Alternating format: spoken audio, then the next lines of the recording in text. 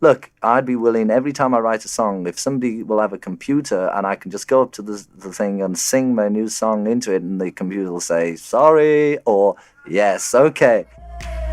You were gonna come to me, and here you are, but you better choose carefully.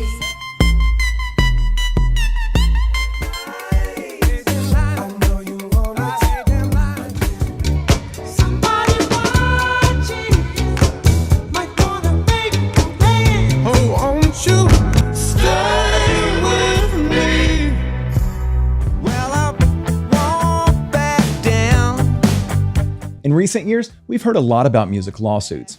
The three I just played have all been in the spotlight in the last 6 years. But we can just as easily go back 4 or 5 decades for another example.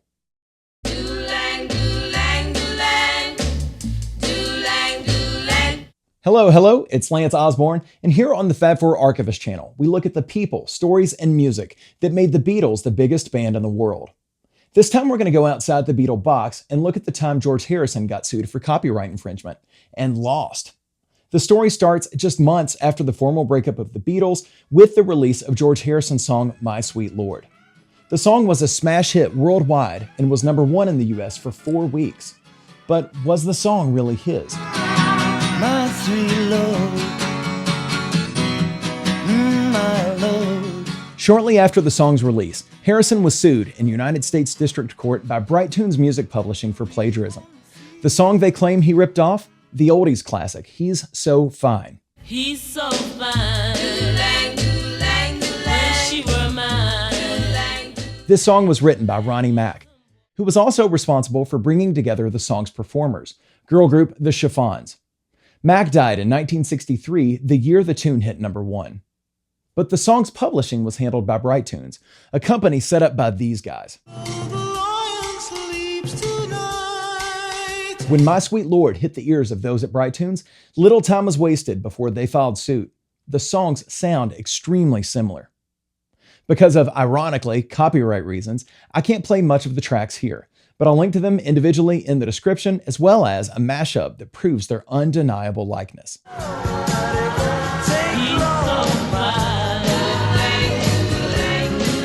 Harrison was no stranger to lawsuits. For instance, in the early 70s, Paul McCartney sued his former bandmates over business squabbles, inspiring George to write 1973's Sue Me, Sue You blues.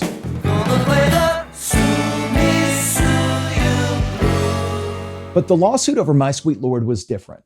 Instead of business disagreements, the copyright infringement suit went to the core of George's work as an artist. Harrison wrote My Sweet Lord, starting with the Alleluia bit. The thing I was on the Delaney and Bonnie tour at the time, and I just thought of the idea, and it was just that answer thing of just singing Alleluia, Alleluia, and all, with about 4 or 5 part harmony. So that's what came first, and then the other bit was just like scat singing, My Sweet Lord, My Sweet Lord. It was just a hook. As fate would have it, it was this hook that got George in trouble. My sweet Lord, my Lord. He's so fine. Wish she were mine. With attorney/manager Allen Klein, Harrison tried to settle the matter before it went to trial. Klein was intimately familiar with the music industry and was indeed wealthy from it as manager of acts like Sam Cooke and the Rolling Stones. In a clever attempt to resolve the matter, Klein offered that Harrison could purchase the entire Bright Tunes catalog. But offers were rejected, as Bright Tunes surely smelled big money. My Sweet Lord and the album it appeared on sold millions of copies. Unrelated to the My Sweet Lord case, the Bright Tunes company went into receivership and the entire situation was put on hold. It was around this time that Harrison's agreement with Klein, dating from the Beatles years, ended. Like most of the band members' encounters with Klein, things ended poorly. More on Klein in a moment. Negotiations continued as Bright Tunes came back to life over the years. In January of 1976, Harrison made an offer of $148,000 to settle the case. He would still own the copyright to My Sweet Lord, but that sum represented nearly half of what the song had earned Harrison in the US. The offer was initially noted as a fair one by the attorneys for Bright Tunes, but was ultimately rejected. Why? Allen Klein again, and again, more on that in a moment. Having not reached a settlement, the case went to court. A trial was held on February 23rd through the 25th, 1976, in United States District Court in Manhattan to determine liability. In other words, did George Harrison infringe on someone else's copyrighted work? I was requested to go and take my guitar, which was really terrible. I had to stand up in court with my guitar.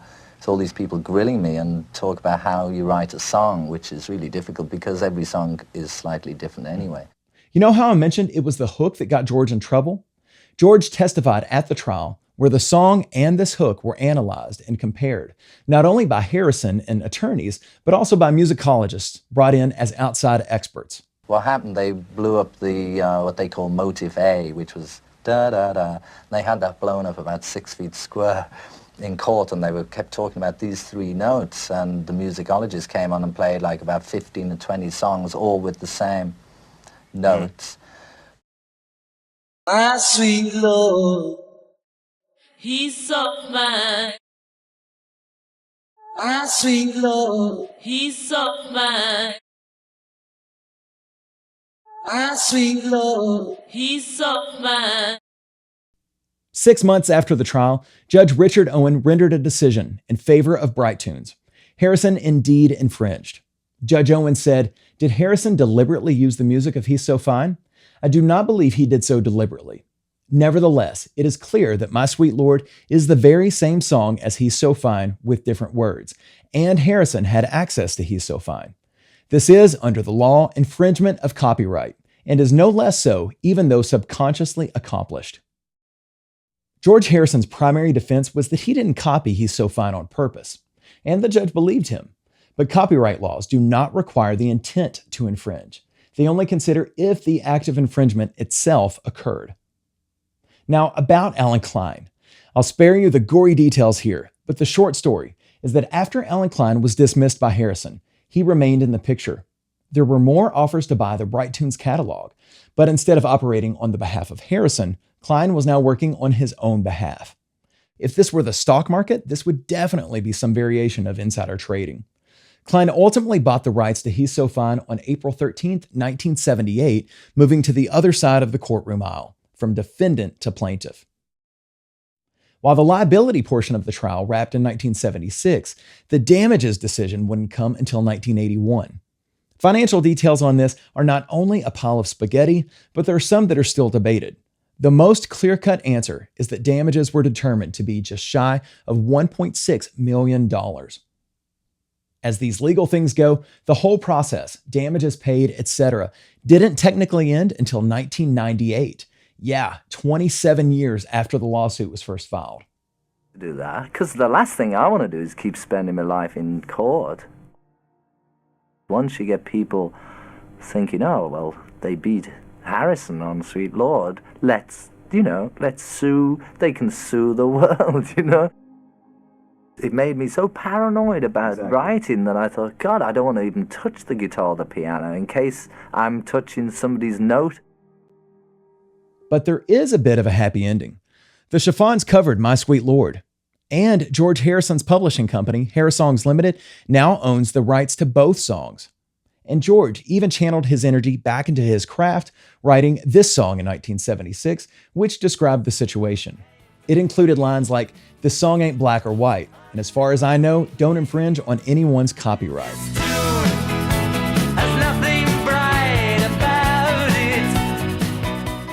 It'd be different if it was the only tune I ever wrote. I've written enough songs, and I've, enough faith in myself, and I know the motive behind writing the song in the first place wasn't to go and steal some tune. So whatever they say, whatever the outcome, I'm cool.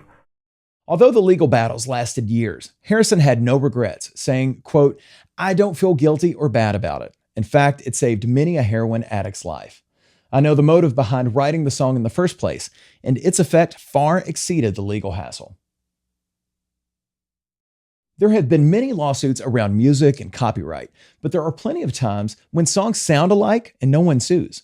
I'd love to hear your thoughts on this. Oldies or recent hits, what are some songs that are obvious copies of others? Let me know down in the comments. All right, hope you enjoyed this one. Thank you so much for watching. See y'all next time.